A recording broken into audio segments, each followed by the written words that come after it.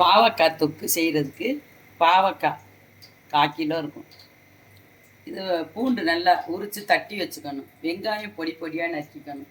தக்காளியும் நல்லா பொடிசாக நறுக்கிக்கணும். மஞ்சத்தூள், மிளகாத்தூள், மிளகு ஜீரகத்தூள், உப்பு தேவையான அளவு. ஆனால் நல்லெண்ணெய் தான் ஊற்றி செய்யணும். அப்போ தான் நல்லாயிருக்கும் டேஸ்ட்டாக. நல்லெண்ணெய் தான் ஊற்றணும். எண்ணெய் காஞ்சிச்சு, வெங்காயம் போட்டு வெங்காயம் நல்லா வதங்கணும்.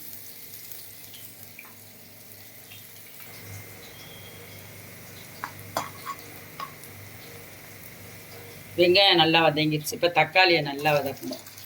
தண்ணியே ஊற்றக்கூடாது. இந்த தக்காளி வதக்கிற தண்ணியிலே இந்த காய் வேகும். கசக்கவே கசக்காது. சாதத்துலேயும் போட்டு பெரட்டி சாப்பிட்டுக்கலாம். குழம்பு வைக்கலாம் தேவையில்லை.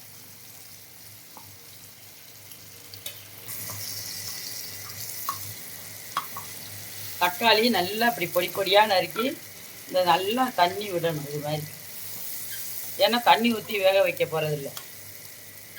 பாவக்காயை போட்டுக்கணும்.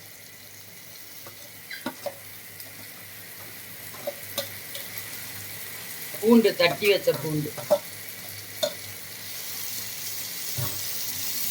வேறு சோம்பெல்லாம் தேவையில்லை.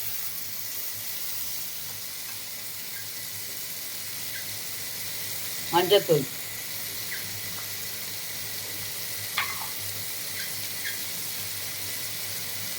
மிளகாத்தூள்,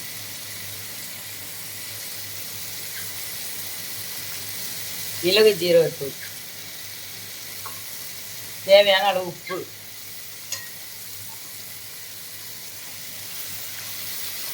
இந்த தண்ணியிலே இது வெந்துடும். அப்படியே மூடி வச்சிடணும்.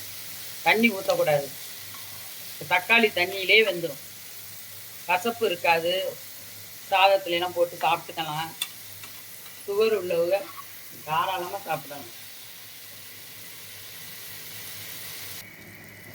பாவக்காய் மூடியை போட்டு நல்லா வேக வச்சிடணும். இந்த மாதிரி தொக்கு மாதிரி வந்துடும். அந்த தக்காளி தண்ணியிலே வெந்துடும். அவ்வளோதான், இறக்க வேண்டியது.